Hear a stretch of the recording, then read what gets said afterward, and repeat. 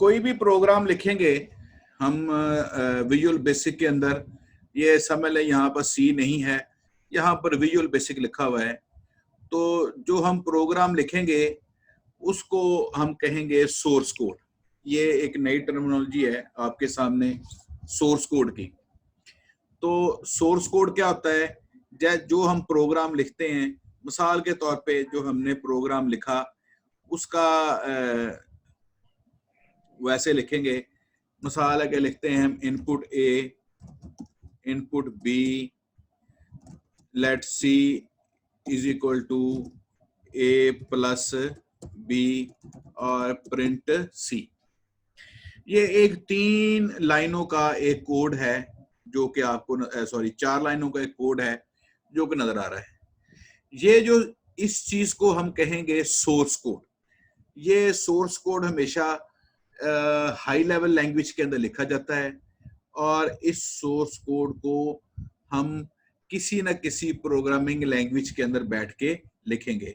Last time हमने discuss की थी, जिस तरह इंसानों की मुख्तलिफ किस्म की जुबानें हैं, इस तरह कंप्यूटर के अंदर भी मुख्तलिफ किस्म की जुबानों की इकसाम है। लेकिन जिस तरह इंसान डिफरेंट, हर लैंग्वेज के अंदर आपने कहना है क्या हाल है। अब ये कहने का तरीका डिफरेंट है। इंग्लिश में हम कहते हैं हाउ आर यू, उर्दू में हम कहते हैं क्या हाल है, पंजाबी में हम कहते हैं जी की हाल ने। मसलन इस तरह हम मुख्तलिफ जो है वो सेंटेंसेस हैं बोलने के, लिखने के। तो इस तरह कंप्यूटर के अंदर भी जो डिफरेंट जो हमारे पास लैंग्वेजेस हैं, हर लैंग्वेज का एक तरीकाकार है लिखने का, लेकिन मेन जो मकसद है वो हर लैंग्वेज का एक ही है। कुछ लैंग्वेजेस जो हैं वो स्पेशल पर्पस हैं, उनका पर्पस ही एक और है। कुछ जैसे हमारे पास एक लैंग्वेज है जिसको हम कहते हैं HTML, hyper text markup language. इस तरह ये जावा स्क्रिप्टिंग है, इसके अंदर इस तरह विजुअल बेसिक की स्क्रिप्टिंग है। हमारे पास ओरेकल है, ये सिर्फ डेटाबेस के लिए है। HTML के अंदर हम बैठ के ये जितनी भी वेबसाइट्स हैं इसको हम डेवलप करते हैं HTML के अंदर बैठ के। जावा स्क्रिप्टिंग के अंदर मुख्तलिफ किस्म के हम स्क्रिप्ट्स लिखते हैं, विजुअल बेसिक के अंदर भी हम स्क्रिप्ट्स लिखते हैं। ये जैसे आप वेबसाइट्स के ऊपर जाके देखते हैं मेन्यू बार्स बनी होती हैं, वो ड्रॉप डाउन मेन्यू बार्स बनी होती हैं, मुख्तलिफ पिक्चर्स आ रही होती हैं, वो हिलजुल रही होती हैं पिक्चर्स, तो मोशन वाली पिक्चर्स होती हैं। या आप वेबसाइट्स पे जाकर देखते हैं तो स्क्रॉल चल रहा होता है, स्क्रॉल जिस तरह से न्यूज नहीं चल रही होती बॉटम के ऊपर, वो स्क्रॉल चल रही होती है, राइट से लेफ्ट की तरफ जा रही होती हैं या लेफ्ट से राइट की तरफ जा रही होती हैं। तो मुख्तलिफ किस्म के वेबसाइट्स के ऊपर जो इफेक्ट्स डाले जाते हैं, या आपको कैलेंडर मिलता है, आपको विजिटर आते हैं वेबसाइट्स पे लिखे हुए कि इतने नंबर ऑफ विजिटर्स हो गए हैं, तो वो सारी की सारी स्क्रिप्टिंग जो है वो बैक साइड के ऊपर आ रही होती है। इसके अंदर जावा स्क्रिप्टिंग के जरिए वो सारे का काम को जो है वो हम अकम्प्लिश करते हैं। तो इस तरह मुख्तलिफ जितनी भी लैंग्वेजेस हैं, जब भी किसी लैंग्वेज के अंदर हम बात करेंगे, बैठ के काम करेंगे, तो उस लैंग्वेज के अंदर जो चीज है वो है सबसे पहले सोर्स कोड। सोर्स कोड के अंदर हम बैठ के हम प्रोग्राम, सोर्स कोड है ये, हम प्रोग्राम जो लिखेंगे ये सोर्स कोड है और this is called source code. Source code करने के बाद सबसे पहले हमारा जो काम होगा, हम उस चीज को कंपाइल करेंगे। ये कंपाइलर है। अब कंपाइलर क्या होता है? कंपाइलर भी हमारे पास एक सॉफ्टवेयर है, सॉफ्टवेयर भी है, और इससे ज्यादा इसको अच्छा हम कह सकते हैं एक प्रोग्राम है। इस प्रोग्राम का जो मेन मकसद होता है वो है हमारे पास आइडेंटिफाई। सबसे पहला जो मेन मकसद है सिंटैक्स एरर्स। अब एरर की दो टाइप्स होती हैं, यहां पर मैं लिखता हूं एरर्स की, there are two types of errors. ठीक है, एक हमारे पास एरर होता है सिंटैक्स एरर, और दूसरा हमारे पास होता है लॉजिकल एरर। अब इन दोनों के दरमियान में डिफरेंस क्या है? लॉजिकल सिंटैक्स एरर ये है, ये जैसे हमने प्रोग्राम लिखा, हम लिखते हैं, हमें लिखना चाहिए था यहां पर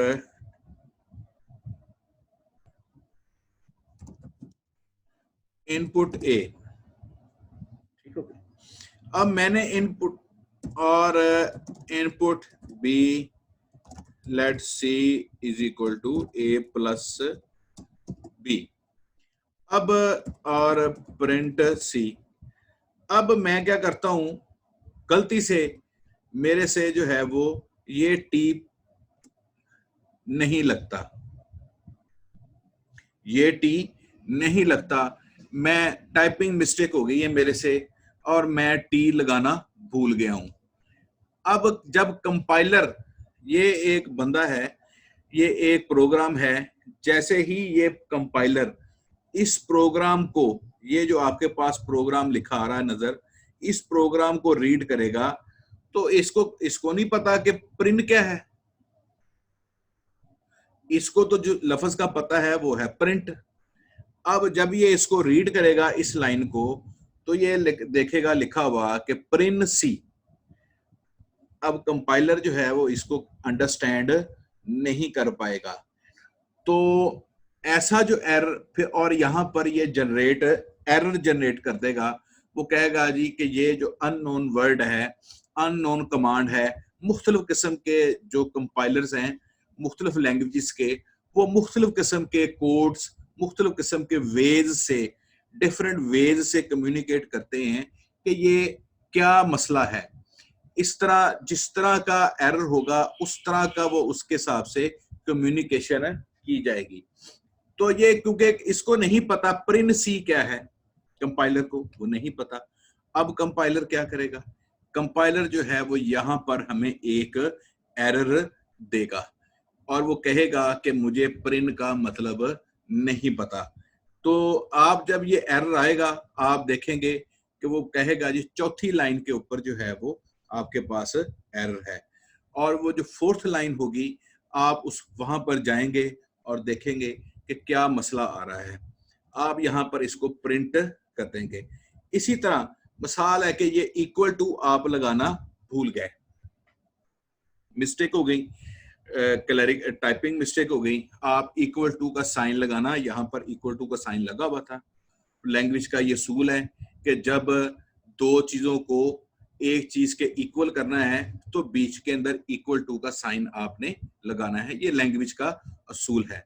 तो C is equal to A plus B आपने करना है, ए प्लस बी की वैल्यू जो होगी दोनों को जमा करके वो जब C के इक्वल करनी है तो हमने बीच के अंदर इक्वल टू का ऑपरेटर यूज करना है। इस तरह डिफरेंट टाइप्स के ऑपरेटर्स होते हैं, वो हम ऑपरेटर्स भी हम डिस्कस करेंगे। ये मैथमेटिकल ऑपरेशन है, ये एडिशन है, सब्ट्रैक्शन है, मल्टीप्लिकेशन है, डिवीजन है, मॉडुलस है, हम इन सब को भी आगे जाके डिस्कस करेंगे कि ये किस किस तरह के होते हैं। यहाँ पर हमारे पास इक्वल टू का साइन आना चाहिए जब एक वैल्यू को दूसरी वैल्यू के बराबर करना है, ये एक लैंग्वेज का असूल है। अब इस लैंग्वेज के असूल के तहत हमें इक्वल टू का साइन लगाना चाहिए, लेकिन सपोज करें कि यहाँ पर इक्वल टू का साइन आप लगाना भूल गए हैं। अब जब कंप्यूटर इसको पढ़ेगा, वो इसको पढ़ेगा लेट सी, आगे कुछ नहीं, ए प्लस बी, वो कहेगा कि मुझे नहीं पता चल रहा कि आप इसके अंदर जो बंदा है वो क्या कहना चाह रहा है। जो लैंग्वेज के जो कानून ज़वाबित हैं उसको मद्देनजर रखते हुए ये चीज कुछ भी नहीं है, और इस चीज को करने के लिए, सही करने के लिए वो आपको यहाँ पर एक एरर मैसेज आइडेंटिफाई करेगा, हाईलाइट करेगा कि लाइन नंबर 3 के ऊपर एक ऑपरेटर मिसिंग है। तो जब आप दोबारा इस लाइन के ऊपर जाएंगे तो आप 3 नंबर जो ऑपरेटर है वो इक्वल साइन का जो ऑपरेटर है आप उसको प्रेस करेंगे, आप यहाँ पर इक्वल टू का साइन जो है वो आप डाल देंगे। तो यहाँ पर ये जो चीज है इसको हम कहते हैं सिंटैक्स एरर। सिंटैक्स एरर जो है ये हमेशा कंपाइलर जो है ये हमें हमेशा सिंटैक्स एरर हाईलाइट करता है। दूसरा हमारे पास एक एरर होता है वो उसको कहते हैं हम लॉजिकल एरर। लॉजिकल एरर से मुराद यहाँ पर ये है कि आपने जो काम करना चाह रहे थे आपने उस हिसाब से आपने वो काम नहीं किया। अब मिसाल कर लेते हैं, आप लिखना चाह रहे थे a plus B, c is equal to a plus B. अब आपने a प्लस की बजाय यहां पर डाल दिया मल्टीप्लाई का साइन।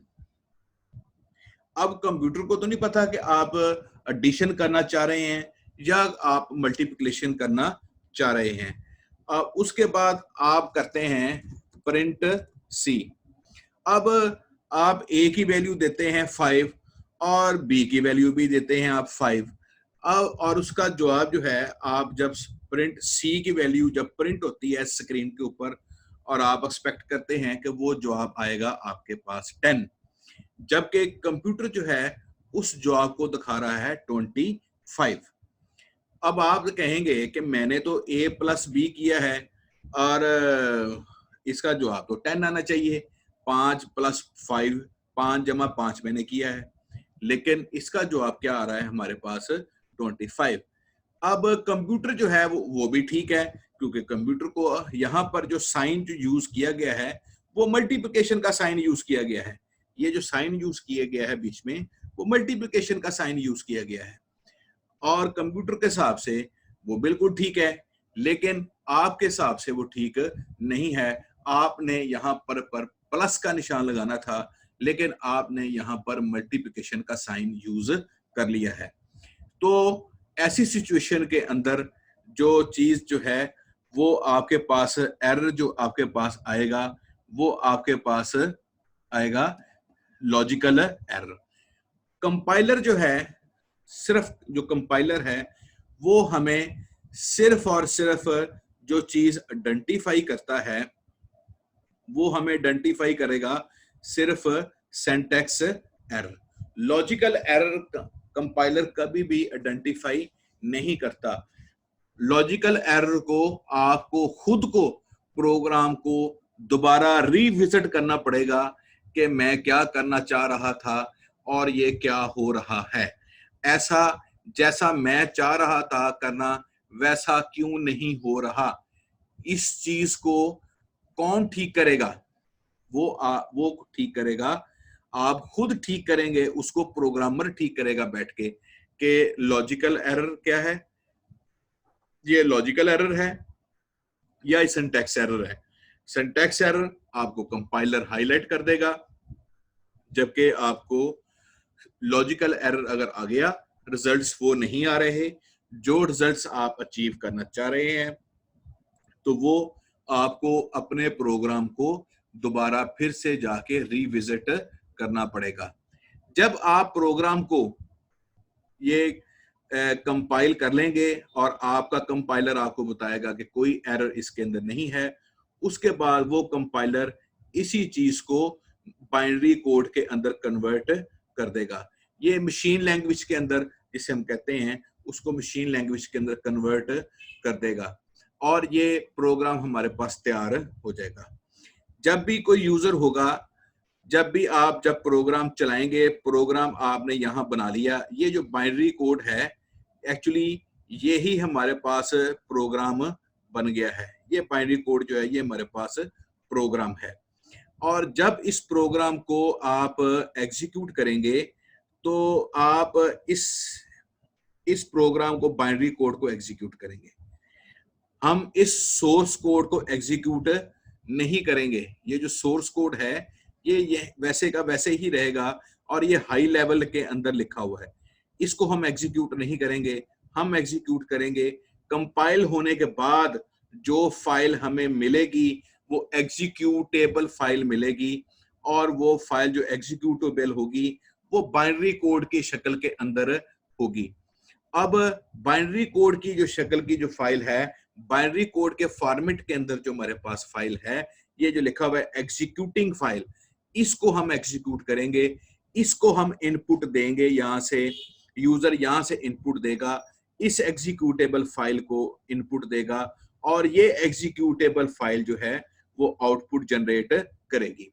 इसकी मिसाल आपके विंडो के अंदर जो कैलकुलेटर दिया गया है वो आपके पास एग्जीक्यूटेबल फाइल है, वो बाइनरी फाइल है।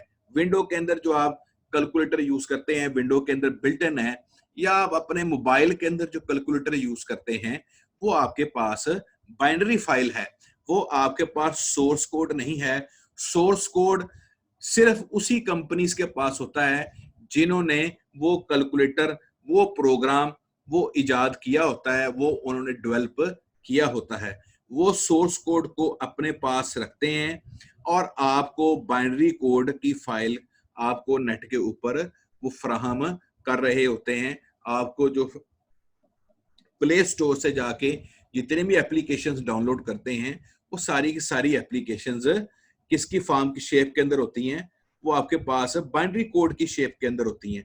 आप इन बाइनरी कोड की फाइल्स को आप इनपुट देते हैं। मिसाल है कि आप जो आपके मोबाइल के अंदर कैलकुलेटर मौजूद है, आप इसी कैलकुलेटर को आप इनपुट्स देते हैं और वो कैलकुलेटर जो है वो आपको आउटपुट जनरेट कर रहा होता है। तो ये आज का टॉपिक था कि कंपाइलर क्या होता है और कंपाइलर कैसे काम करता है और एरर्स कौन से होते हैं और एरर्स की टाइप्स कौन सी होती हैं। ये बाइनरी कोड जो है ये हमारे पास एग्जीक्यूट होके आता है। जो हमारे पास 0 और 1 की जो लैंग्वेज है, सॉरी जो हाई लेवल लैंग्वेज है, क्या प्रोग्राम लिखेंगे लो लेवल लैंग्वेज के अंदर वो सोर्स कोड होगा, लेकिन सोर्स कोड जो है वो कंपाइल होगा। कंपाइल हर लैंग्वेज का एक सेपरेट इंडिविजुअल कंपाइलर होता है, हर लैंग्वेज का अपना कंपाइलर है। किसी भी एक कंपाइलर नहीं है सारी लैंग्वेजेस के लिए। जैसे किसी एक बंदे को सारी लैंग्वेज आती है पूरी दुनिया की, हर लैंग्वेज का एक बंदा है वो उस लैंग्वेज का एक्सपर्ट है। जब भी एक लैंग्वेज बनती है, जब भी एक लैंग्वेज कोई नई डेवलप की जाती है, कंप्यूटर की लैंग्वेज बनेगी, उस लैंग्वेज का एक कंपाइलर होगा। ये कंपाइलर जो है उस लैंग्वेज का एक्सपर्ट है। इसको पता है कि मैंने इस लैंग्वेज के अंदर कौन कौन सी चीजें कैसी लिखी जाती हैं। इसको पता है कि लैंग्वेज के अंदर गलती कहां से पकड़नी है। अगर जितना भी आप कोड लिखेंगे, ये कोड लिखा हुआ है, ये हमारे पास 4 इंस्ट्रक्शंस का एग्जांपल पे कोड लिखा हुआ है, तो ये बेसिक लैंग्वेज का लिखा हुआ है। ये बेसिक लैंग्वेज के अंदर कोड कन्वर्ट होगा। सी लैंग्वेज का अपना कंपाइलर है, डेल्फी का अपना है, कोबोल का अपना है, पास्कल का अपना है, वीबी नेट का अपना कंपाइलर है, सी शार्प का अपना कंपाइलर है, जावा स्क्रिप्टिंग का अपना कंपाइलर है, ओरेकल का अपना कंपाइलर है, डेटाबेसिस लैंग्वेज का अपना है, एचटीएमएल का अपना है, डीएचटीएमएल का अपना है। हर लैंग्वेज का अपना कंपाइलर है और वो कंपाइलर उस लैंग्वेज का एक्सपर्ट है। उसको पता है, उसको उस लैंग्वेज का ईच एंड एवरी वर्ड्स का पता है। सोर्स कोड जाहिर बात है हर लैंग्वेज का अपना होता है। हर लैंग्वेज के अंदर आप बैठ के देखो, एक चीज आप उर्दू में लिख रहे हैं वो उसका अलग कोड है, एक चीज आप इंग्लिश में लिख रहे हैं उसका अलग चीज है, इंग्लिश का अपना है। हर लैंग्वेज का अपना सोर्स कोड होगा, हर लैंग्वेज का अपना कंपाइलर होगा। हम जिसमें काम करने जा रहे हैं वो विजुअल प्रोग्रामिंग है। विजुअल प्रोग्रामिंग का अपना सोर्स कोड एडिटर होता है, इसको हम कहते हैं एडिटर। सोर्स कोड एडिटर होगा, हम उस एडिटर में बैठ के सोर्स कोड लिखेंगे। और जब जी ठीक है सर। सोर्स कोड लिख लेंगे फिर उसी लैंग्वेज का अपना कंपाइलर होगा, वही उस सोर्स कोड को कंपाइल करेगा और वही उस सोर्स कोड को कंपाइल करने के बाद बाइनरी कोड के अंदर जनरेट करेगा।